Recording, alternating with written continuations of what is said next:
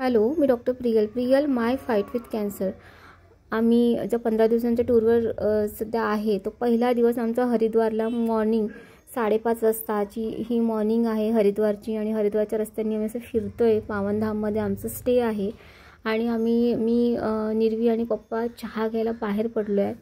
सगळं बंद आहे आणि ही आमची कुल्हड़ की चाय, जो मोस्ट मला त्याचं क्रेज होतं की कुल्हड़ की चाय मला घ्यायचं आहे। सो निर्वी आणि आम्ही तो छान चहा एन्जॉय केला। 15 दिवसासाठी माझं आता डाएट मी बाजूला ठेवलेलं आहे, सगळं खाऊन पिऊन मला घ्यायचं आहे। नंतर आम्ही आलो आहे शीश महालमध्ये आणि इतकं छान आहे हे मंदिर, पूर्ण काचेचं आणि खूप मोठं आहे। आणि निर्वीला तर एवढं मम्मा बापरे हे पूर्ण काचाचं आहे।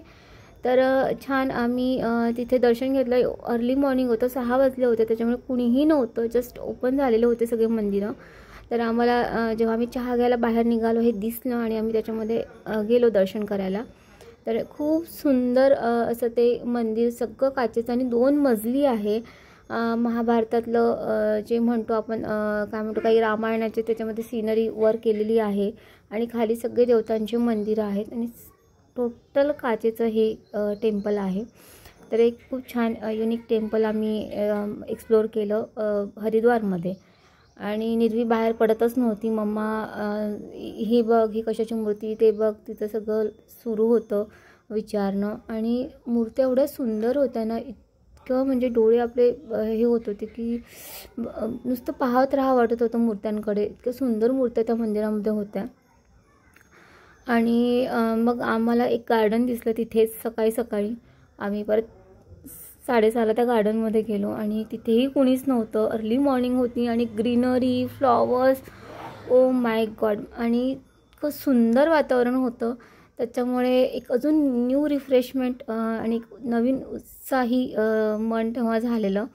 आणि निर्वीला खेळणे तिथे मिळाले, त्याच्यामुळे निर्वी तर बाहेर निघायला तयारच नव्हती गार्डनच्या। आणि खूप धमाल केली आणि तिकडून फोन सुरू होते की गाडी आलेली आहे, आपल्याला दुसरीकडे जायचं आहे। पण निर्वी गार्डनमधून निघायच ना। शेवटी तिला थोडं धमकावलं आणि तिला गार्डनमधून काढण्याचा प्रयत्न केला, कारण एवढं सगळं तिला दिसल्यावर ती अर्ध्या तासात कसं त्यातनं बाहेर पडेल ना।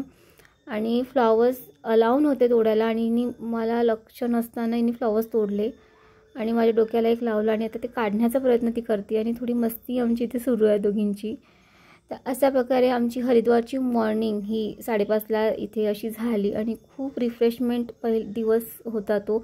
आणि पूर्ण दिवस आता उत्साही जाईल असं आम्हाला वाटत आहे। आणि पुढच्या प्रवासासाठी आम्ही आता निघणार आहे, आम्ही जाणार आहोत शुकतालला।